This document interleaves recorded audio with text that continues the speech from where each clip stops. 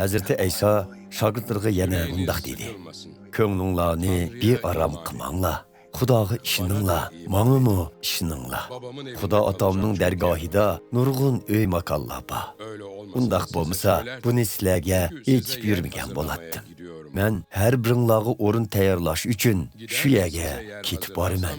Men tayyorlik qilg'i bordigan ekanman.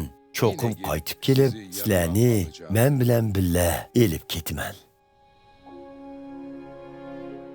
Shundaq bo'lganda, men qayerda bo'lsam, sizlarmu shu yerda bo'lasizlar. Ey Rabbim, sizning qayerga ketganligingizni bilmaymiz. Shundaq turuqliq, u yo'lni qandoq bilamiz? dedi Tomas. Hazreti İsa uningga: "Yo'l, haqiqat va hayotlik o'zimdirman. Meningsiz hech kim Xudo otamning yeniga bora olmaydi.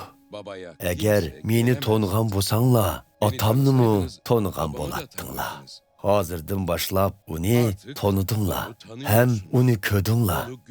Ey Rabbim, otingizni ko'sib qo'ysingizlar, rozi bo'latdiq", dedi Filip. Filip dedi Hazreti İsa: "Sizlar bilan birga bo'lganimga talay vaqt bo'ldi. Meni texcha tonimadingmi? Meni ko'rgan kishi otam Xudoni ko'rgan bo'ladi.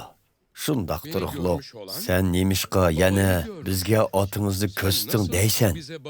Men otamda, otam menda ekanligiga ishonmamsan. Sizlarga aytgan so'zlarimni o'zligimdan aytganim yo'q. Balki mening otam aytgan. U menda turib xizmatlarini qilyotidi. Men otamda, otam menda deganimga ishoninglar. Hech bo'lmaganda mening qilganlarimdan menga ishoninglar. Bilib qo'yinglarki, menga ishongan kishi mening amaliyatimdek qila oladi.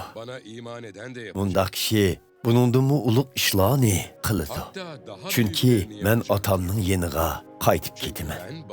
Mening nomim bilan nemini tilsanglar, o'z otamning ulug'ligi men orqali ayon bo'lsin uchun tilaklaringlarni ijobat qilaman. Mening nomim bilan nemi tilsanglar, men sizlarga shuni beraman. Meni so'ysanglar, amrlarimga amal qilsizlar. Menmu Xudo otamdan sizlarga boshqa bir yordamchi ato qilishni tilayman. U sizlar bilan mangu birga turadi. U bo'lsa-mu haqiqatga boshlig'uchi muqaddas ruhdir. Uni bu dunyoning odamlari qabul qilmaydi. Chunki uni ko'rmaydi, tonimaydi. Biroq sizlar uni toniysizlar. Chunki u doim sizlar bilan birga turadi. Ham sizlarda yashamoqchi. Men sizlardan ayrilganda sizlarni yetim qoldirmayman. Sizlarning yeninglarga yana qaytib kelaman. Az vaqtdan keyin bu dunyoning odamlari meni ko'rmaydi, lekin sizlar ko'rsizlar. Men hayot bo'lganligim uchun sizlarmu hayot bo'lasizlar. Shu vaqt kelganda bilasizlarki, men otamda bo'laman. Sizlar menda bo'lasizlar. Menmu ham sizlarda bo'laman. Kim amrlarimni qabul qilib, uningga amal qilsa, meni so'ydigan kishi shu bo'ladi. Meni so'ydigan kishini otam so'ydi. Menmu uni so'yman va o'zimni uningga ayon qilaman. Meni so'ydigan kishi deganimni qiladi. Otammu uni so'ydi. Otam bilan ikkimiz bundaq kishining yeniga berib, uning bilan birga makon quramiz. Meni so'ymaydigan kishi deganimni qilmaydi.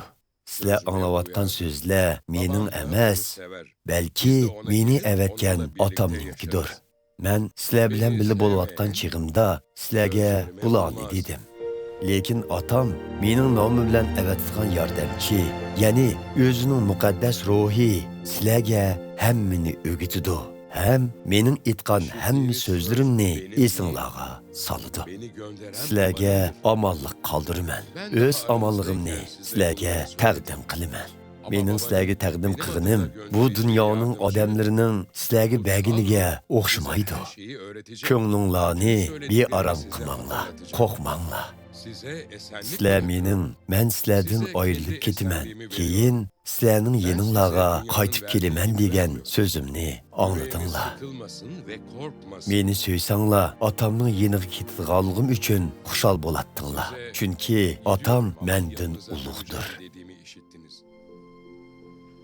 Sizlarni bu ishlar yuz berganda menga ishonsin deb bularni sizlardan ayrilishdan burun aytdim.